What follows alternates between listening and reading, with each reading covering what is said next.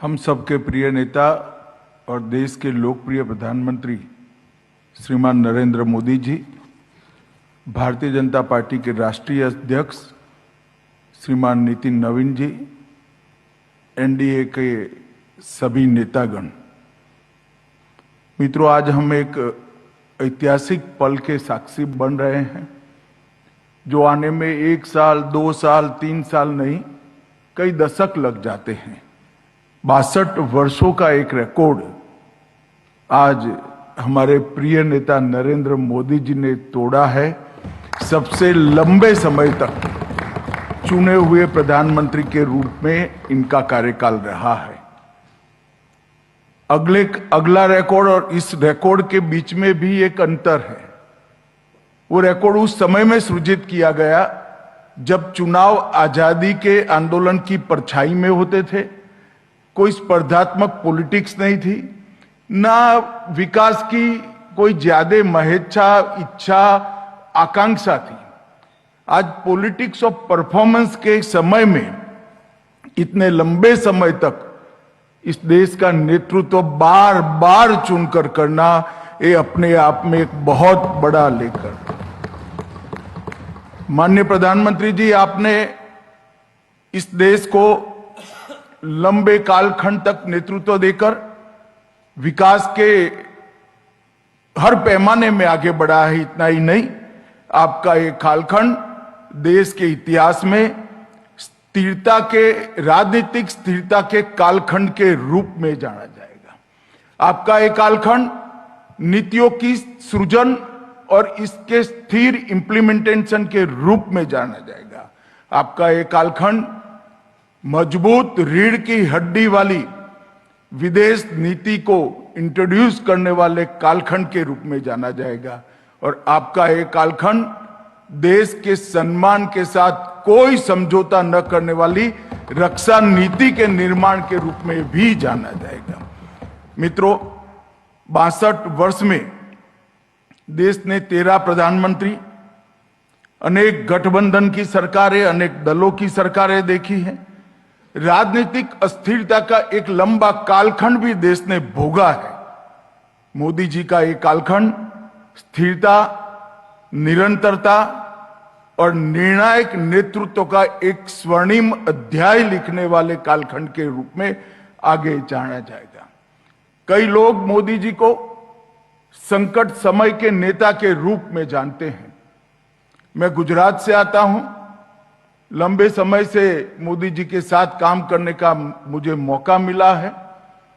जब वो प्रधानमंत्री बने तब गुजरात एक गहरे संकट में था।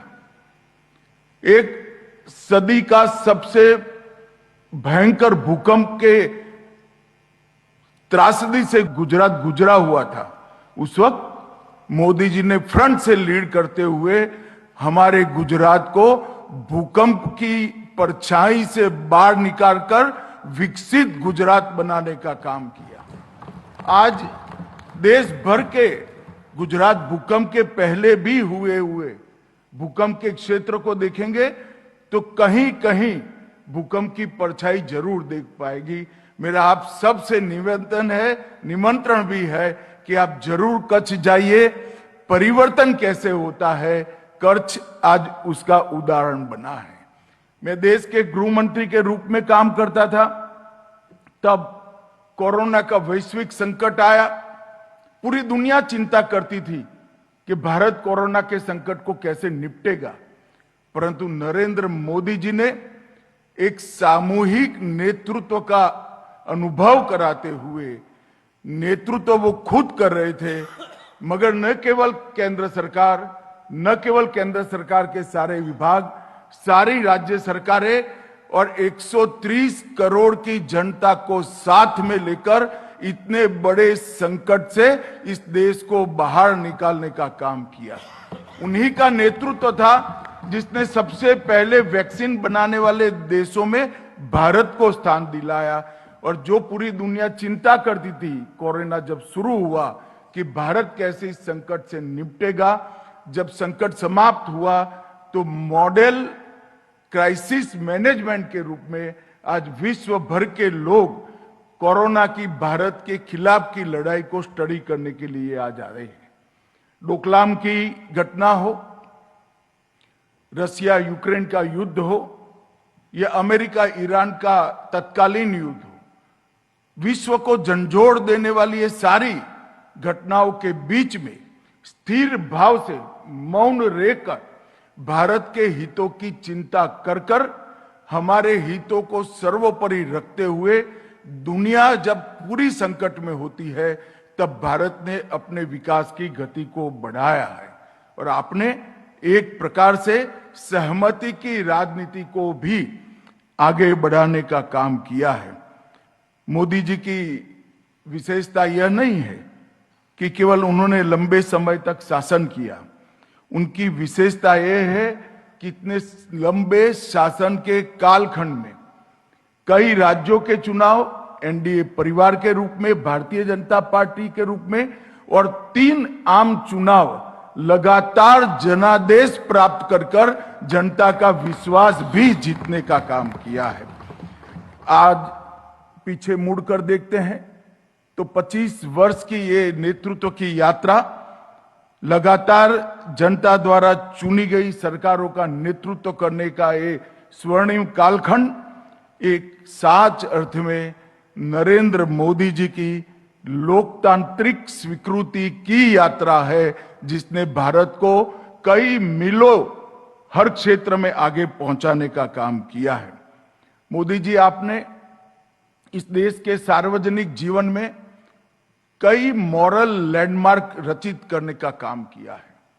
जब मोदी जी 2014 में प्रधानमंत्री बने और संसद की सीढ़ियों पर मत्था टेक कर संसद को लोकतंत्र के एक सबसे बड़ी पंचायत के भवन को सेवा के मंदिर के रूप में परिचय कर हमारी संविधान की स्पिरिट का बहुत लंबे अरसे के बाद दुनिया को परिचय कराया।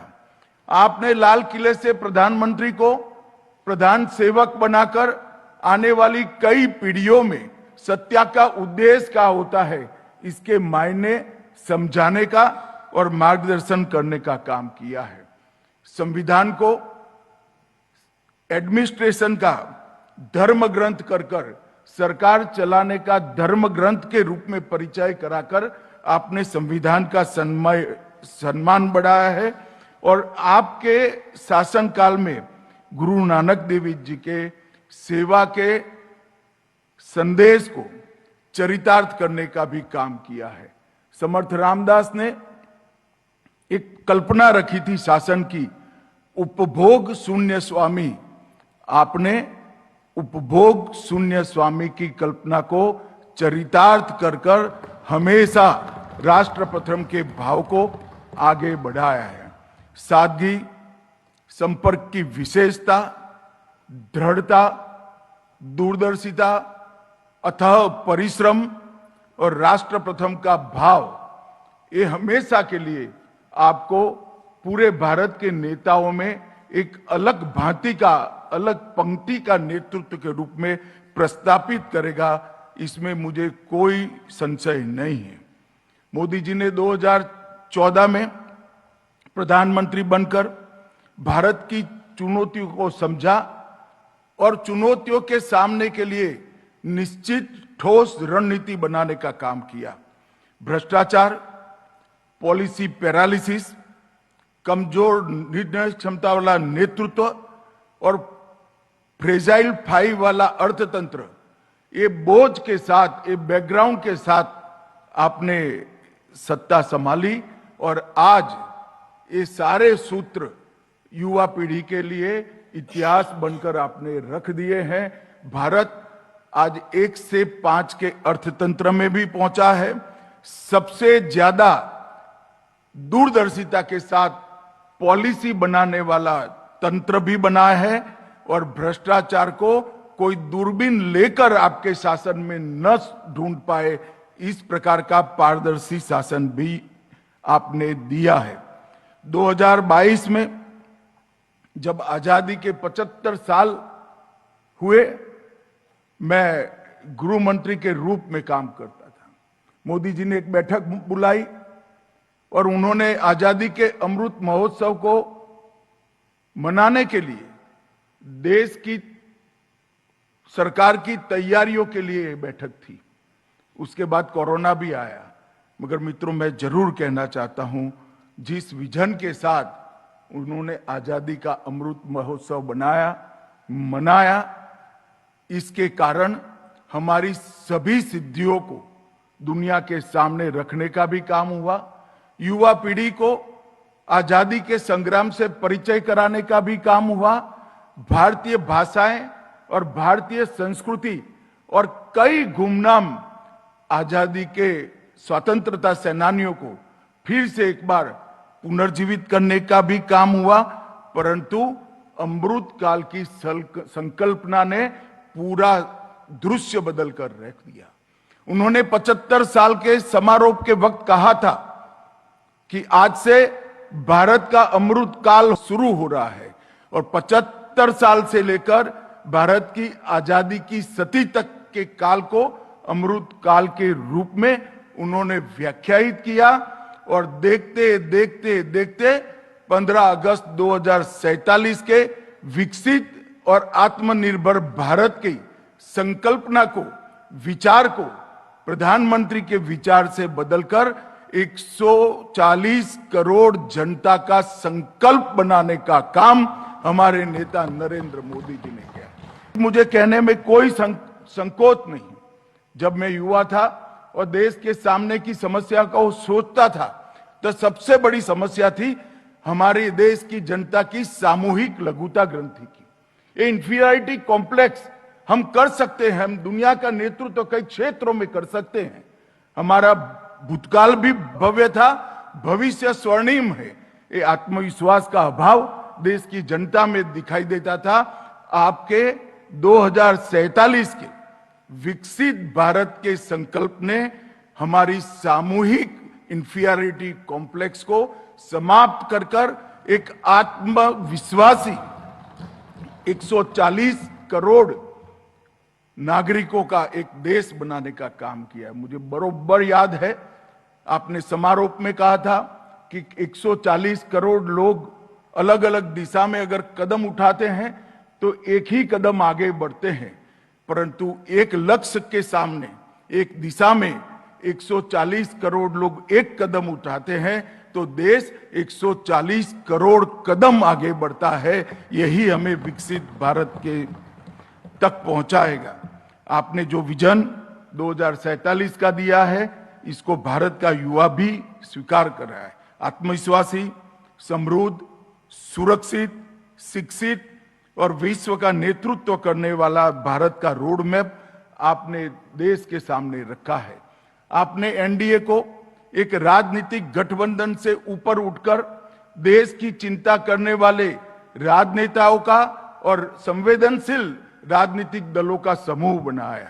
आज एनडीए 22 सरकारों के साथ, राज्य सरकारों के साथ 292 संसद सभ्यों के साथ, 144 राज्यसभा के संसद सभ्यों के साथ, 2315 विधायकों के साथ और 222 से अधिक विधान परिषद के सदस्यों के साथ देश के 80% भूभाग और 76% आबादी पर शासन कर रहा है।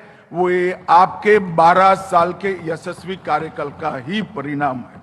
आपने एनडीए को गठबंधन की राजनीति को अस्थिरता नहीं पर समान लक्ष्य वाले भारत को समर्पित राजनीतिक दलों का समूह बनाने का काम किया है। आपके संवेदनशील नेतृत्व ने इस देश में 12 साल के छोटे कालखंड के अंदर 25 करोड़ लोगों को घर में बिजली, शौचालय, पेयजल की सुविधाएं, बैंक अकाउंट, हर व्यक्ति को 5 किलो प्रतिमाह मुफ्त राशन, 5 लाख तक के इलाज की सुविधाएं, गैस का कनेक्शन और 3 करोड़ लोगों को आपने पहली बार बिजली पहुंचाने का काम किया है। आज 3 करोड़ लखपति दीदी आपकी इस संवेदनशीलता को अनुभव कर रही है और एक मुश्त होकर मैंने कई चुनाव अभियानों में गरीबों को कहते हुए सुना है कि भारत में गरीबों के प्रति संवेदनशीलता रखने वाला ऐसा प्रधानमंत्री कभी नहीं आया है।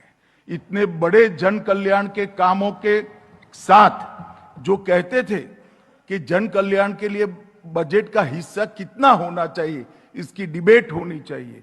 मैं आज इस सभी लोगों को कहना चाहता हूं, हर एक प्रकार की बुनियादी सुविधाएं 80 करोड़ लोगों को देने के बाद आपके नेतृत्व में भारत सब बड़ी अर्थव्यवस्थाओं में सबसे तेजी से बढ़ने वाली अर्थव्यवस्था बना है। वो हम सब एनडीए के साथियों के लिए गौरव का विषय है। मित्रों, आज आकांक्षी जिले नरेंद्र मोदी शासन का मॉडल का परिचायक है। जो जिले कई राज्यों को बीमारू राज्य बनाने में जिम्मेदार थे, आज वो जिलों में देश के 1 नंबर के जिले के साथ स्पर्धा करने का हौसला भी है, इच्छा भी है और आकांक्षा भी है। मेरा आप सबसे आग्रह कि हर सप्ताह, हर माह आप ये आकांक्षी जिलों की तालिका को देखिएगा तो मालूम पड़ेगा कि कितनी स्पीड से तालिकाओं में बदलाव आता है। हर जिला सबसे अच्छा जिला बनने की स्पर्धा का अनुभव किया है। माननीय प्रधानमंत्री जी, आपने लोकतंत्र को भी पुनर्भाषित करने का काम किया है। एक जमाने में हमारे देश के लोकतंत्र को 40 साल के कालखंड के बाद हम देखते थे तो हमारी राजनीति वंशवाद, जातिवाद और तुष्टीकरण से पीड़ित थी। ये तीनों नासुरों ने 4 दशक तक हमारे लोकतंत्र को पंगु बनाने का काम किया था। आपके 1 दशक के कार्यकाल ने जातिवाद, वंशवाद और तुष्टीकरण से हमारी राजनीति को मुक्त कर पॉलिटिक्स ऑफ परफॉर्मेंस को इंट्रोड्यूस करने का काम किया है। और मैं मानता हूं हमारे लोकतंत्र के लिए इस सबसे बड़ा बूस्टर डोज है। जनता जाति, धर्म और परिवारवादी पार्टियों से मुक्त होकर आज विकास की आकांक्षी बनी है। आपका ही नेतृत्व का परिणाम है। कई सारे ऐसे देश की सामान्य समस्याएं थी जो आपने हंसते हंसते आम सहमति से समाप्त कर दिया और किसी को मालूम भी नहीं पड़ा कितनी सरल समस्या थी। धारा 370 और 35 से हटाना, ट्रिपल तलाक को समाप्त कर देना, वर्षों से यहां पर जो नागरिक शरणार्थी बनकर आए थे उनको भारतीय नागरिक की पहचान देना, सीएए करना, 160 साल पुराने अंग्रेजों के भारतीय न्याय संहिता के कानूनों को समाप्त कर भारतीय नागरिक सुरक्षा संहिता को इंट्रोड्यूस करना, नक्सल मुक्त भारत की संकल्पना अपने आप में जब आप लक्ष्य देते थे तो ध्रुजा देती थी कि कैसे हो सकता है। 5 दशक पुराना नक्सलवाद देखते देखते देखते इस समय के अंदर समाप्त हो गया और वो पूरा क्षेत्र आज विकास के दायरे में आगे बढ़ा है।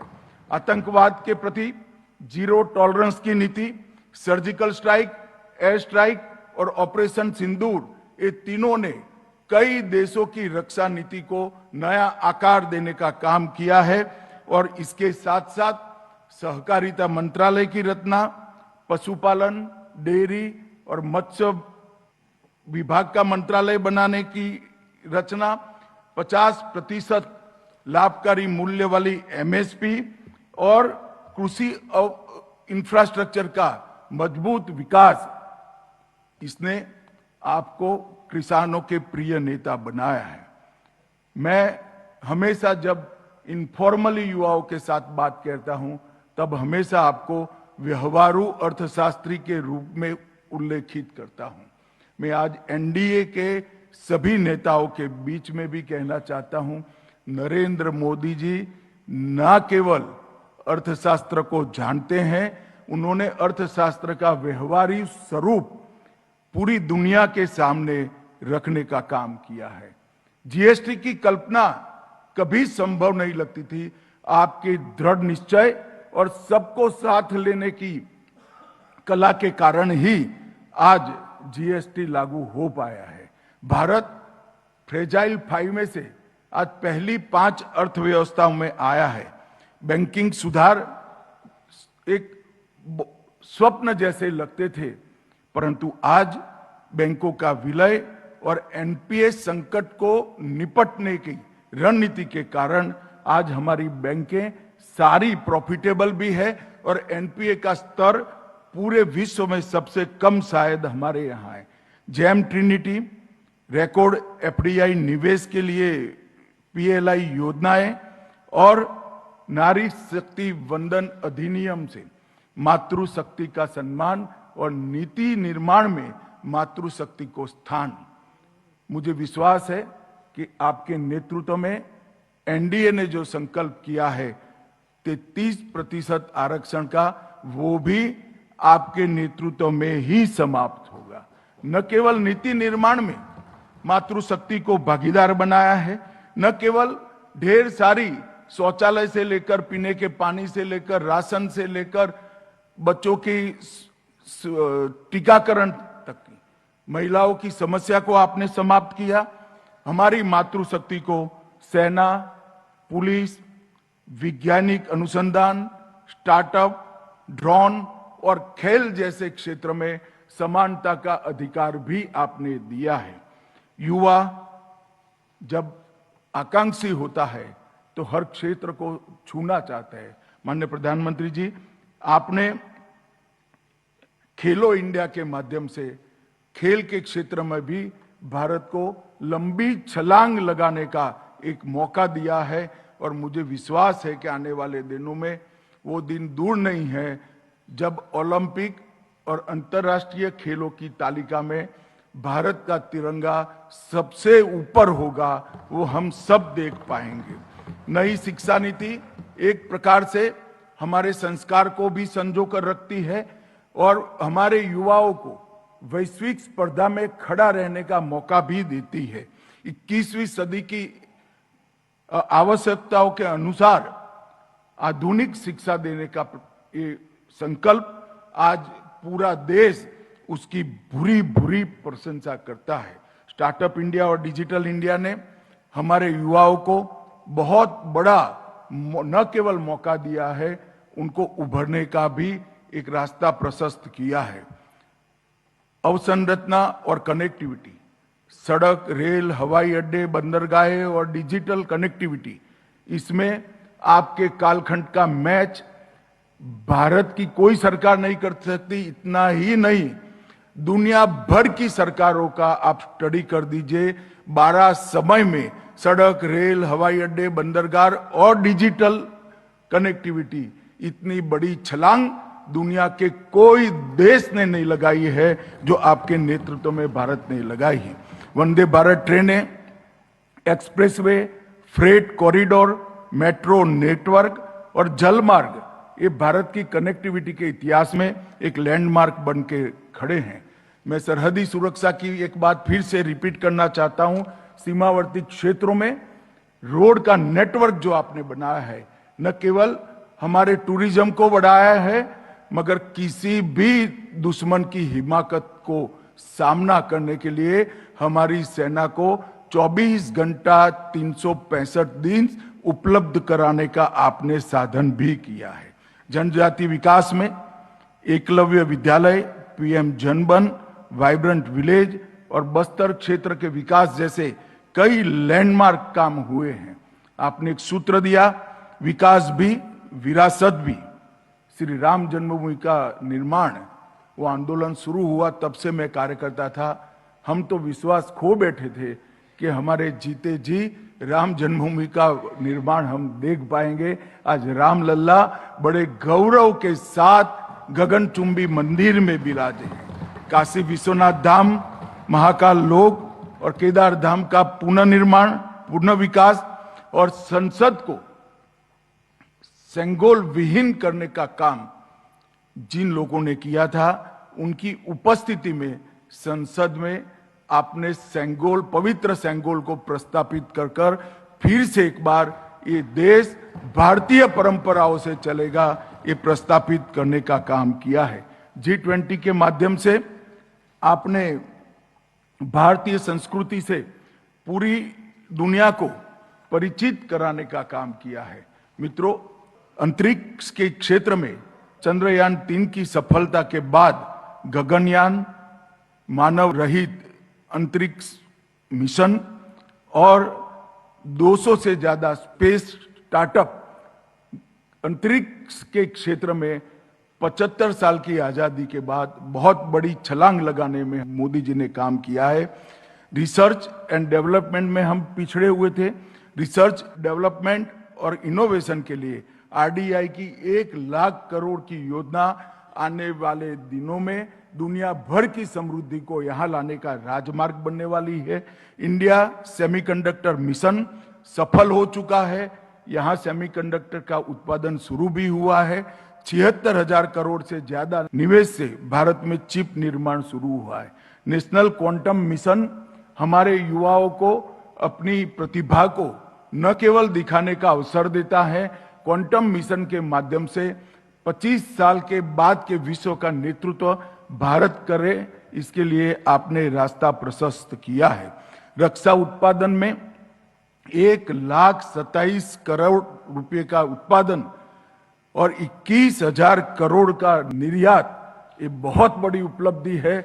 हम पूर्ण रूप से विश्व पर निर्भर थे, आज भारत विश्व में अपने उत्पाद भेज रहा है। स्टार्टअप इंडिया में लगभग 1,59,000 स्टार्टअप, पीएम गति शक्ति योजना की कल्पना, राष्ट्रीय राजमार्ग का विकास, ग्रीन हाइड्रोजन और नवीनीकरण ऊर्जा के mission, global biofuel alliance, electronic निर्यात की पीएलआई की योजना, सागरमाला और अंतर्देशीय जलमार्ग, इसने देश को आने वाले और 3 दशकों के लिए विकास के रास्ते पर ले जाने का काम किया है।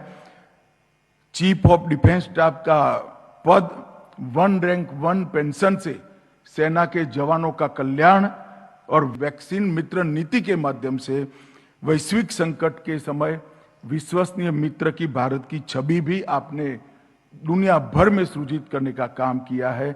और इसी का कारण है कि 32 से अधिक देशों ने अपना सर्वोच्च सम्मान देकर आपको और भारत को सम्मानित करने का काम किया है। 38 देशों ने भारत के साथ ट्रेड डील कर हमारे व्यापार के मार्ग खोले हैं और भारत को उत्पादन का हब बनने के लिए एक बहुत बड़ा मौका दिया है। और आज भारत ग्लोबल साउथ की आवाज, विश्व में एक विश्वसनीय मजबूत लोकतांत्रिक देश और उभरती हुई अग्रणी शक्ति के रूप में आज भारत परिचय प्राप्त कर पाया है, वो आपके नेतृत्व का ही परिणाम है। मित्रों, एक और बात मैं करना चाहता हूं। इसी वर्ष की 7 अक्टूबर को प्रधानमंत्री जी राज्य के मुख्यमंत्री और प्रधानमंत्री काल के 25 साल पूरे करेंगे। मुझे लगता है लोकतांत्रिक देशों में ऐसा कोई देश नहीं होगा जहां एक व्यक्ति जो गरीब से गरीब परिवार से जन्मकर, कोई जाति के आधार पर बगैर, कोई परिवार के बैकग्राउंड के बगैर, नीचे से शुरुआत करते हुए देश के सर्वोच्च पद पर पहुंचता है और 25 साल तक राज्य और देश का नेतृत्व करता है। मुझे लगता है कि हम इस सभागार में जो बैठे हैं वो सभी 7 अक्टूबर का मौका भी देश को विश्व में प्रस्थापित करने के लिए, हमारे लोकतंत्र के महिमा मंडन के लिए और हमारे नेतृत्व की शक्ति को दुनिया को परिचय करने के लिए उपयोग करना चाहिए। मुझे लगता है कि इस बारे में आप सब भी, आपकी दलों के अंदर, व्यक्तिगत रूप से आप और सरकारों के अंदर क्या क्या किया जा सकता है कि भारत के लोकतंत्र की ये उपलब्धि कि गरीब बच्चा किसी भी का सहारा लिए बगैर अपनी क्षमताओं के आधार पर 25 साल तक राज्य और देश का नेतृत्व करे, इस घटना के महिमा मंडन के लिए और लोकतंत्र की शक्ति को दुनिया में पहुंचाने के लिए हम क्या कर सकते हैं, इसके सुझाव अगर आप लिखकर हमारे राष्ट्रीय अध्यक्ष जी को भेजेंगे तो पार्टी के लिए, एनडीए के लिए और देश की जनता के लिए एक बहुत मदद रूप साबित होंगे, ऐसा मुझे लगता है। फिर से एक बार प्रधानमंत्री जी, ये आपके अनथक प्रयासों का 25 साल तक एक भी दिन छुट्टी लिए बगैर लगातार 18 से 20 घंटे मेहनत कर कर कहीं पर कुर्ते पर करप्शन का दाग लगाए बगैर अपने परिवार को नहीं, पूरे देश को अपना परिवार बनाकर आपने जो नेतृत्व दिया है, आपके कार्यकाल की, आपकी सिद्धियों की हम सब बुरी बुरी प्रशंसा भी करते हैं, अनुमोदना भी करते हैं, उसको हम प्रेरणा पुंज भी मान रहे हैं। फिर से एक बार सभी की ओर से बहुत बहुत बधाई, प्रणाम। और हम सब अपेक्षा करते हैं ईश्वर आपको दीर्घायुष करे, लंबे समय तक देश का नेतृत्व आप करते रहें और आपके नेतृत्व में विकसित भारत, आत्मनिर्भर भारत की और गौरवशाली भारत माता के स्थान की संकल्पना हम पूरी करें, यही आपसे निवेदन करते हुए मेरी वाणी को विराम देता हूं।